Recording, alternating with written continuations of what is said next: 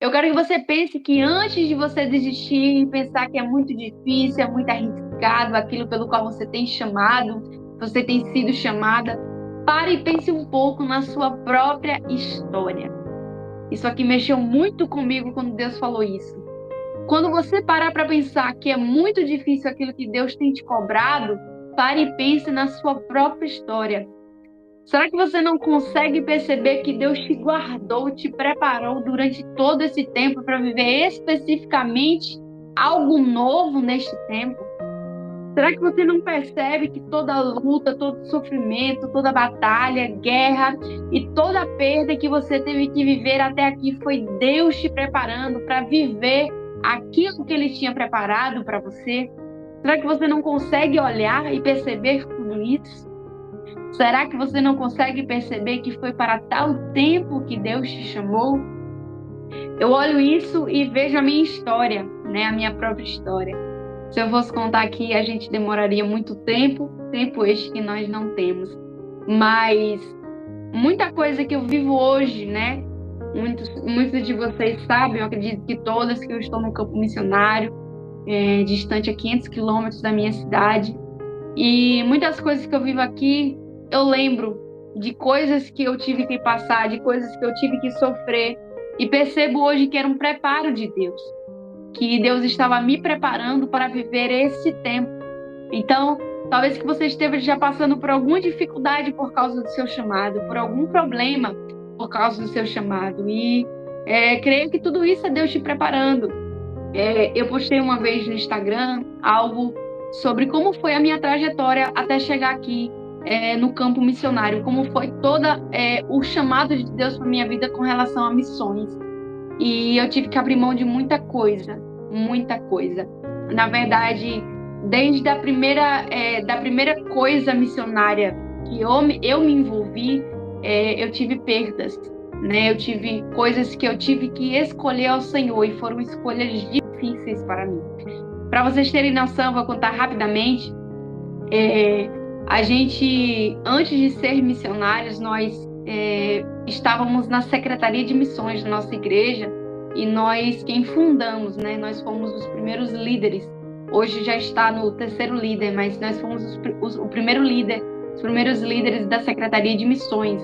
E para que vocês tenham noção de como Deus me forjou em toda a chamada missionária que Ele me fez, no dia da inauguração da Secretaria de Missões, no dia que era o culto da inauguração da Secretaria de Missões, eu perdi uma amiga, que ela estava entubada, ela teve Covid e ela não tinha nenhum problema de saúde aparente, ela tinha a mesma idade que eu e ela estava entubada com Covid, né? Ela já estava há alguns dias entubada e no dia da inauguração da Secretaria de Missões, às 17 horas, o culto era 19h30, às 17 horas, eu recebi a notícia que ela havia falecido por morte cerebral.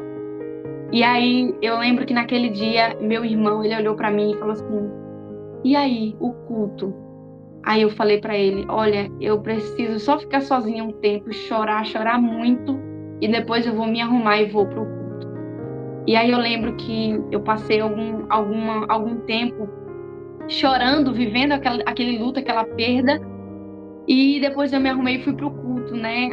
Algumas amigas minhas, como Maíra e uma outra, sabia, né, do que estava acontecendo, sabia que eu tinha acabado de perder uma amiga, mas ninguém sabia a dor que eu estava sentindo naquele dia, e eu tive que estar lá, eu tive que estar naquele culto, vivendo aquele luto.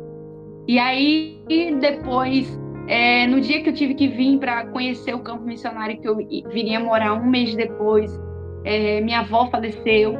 Eu não pude ir no velório da minha avó, eu estava aqui. Foi uma dor muito grande para mim, foi um luto que eu tive que viver depois.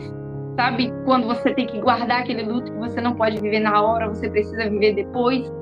E foi o que aconteceu comigo. Eu fui muito rejeitada por toda a minha família, muito criticada pela minha escolha. Mas eu tinha muita convicção do que Deus estava me forjando. Era como se Deus estivesse a todo tempo dizendo, você tem que escolher a mim ou a sua família. Eu lembrava muito do texto de Jesus dizendo, né, que aqueles que que querem seguir a Ele, não deixar a família, não deixar amigos, não deixar a todos por Ele, não é digno de servir a Ele. Então, eu vi essa forja de Deus na minha vida em todo esse tempo, né? E aí também, quando a gente já estava aqui há mais ou menos um mês atrás, o meu avô faleceu, o meu avô partiu de pai, ele faleceu, era alguém temente a Deus, inclusive eu recebi de presente a Bíblia que era dele, uma Bíblia que foi impressa no ano de 1973, eu recebi essa Bíblia de presente, eu estava aqui, não pude ir para o velório também, porque não tinha como, né, o ônibus aqui para sair um horário de chegar lá a tempo do velório não dava.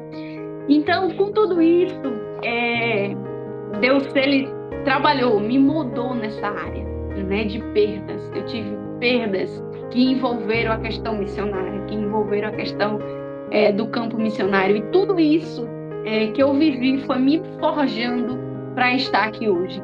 Então, muitas vezes você está passando por uma situação talvez um pouco diferente do que eu vivi, do que eu vivo, mas quem sabe se não é Deus te preparando para este tempo?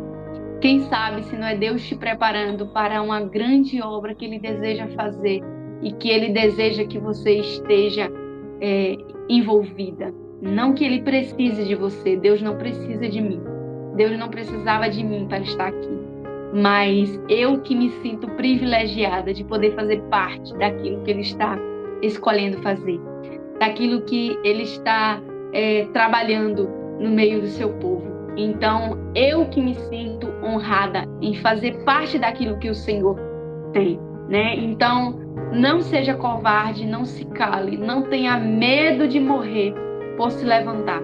Porque é como disse Paulo em Romanos 14:18, se vivemos, vivemos para o Senhor. Se morremos, morremos para o Senhor.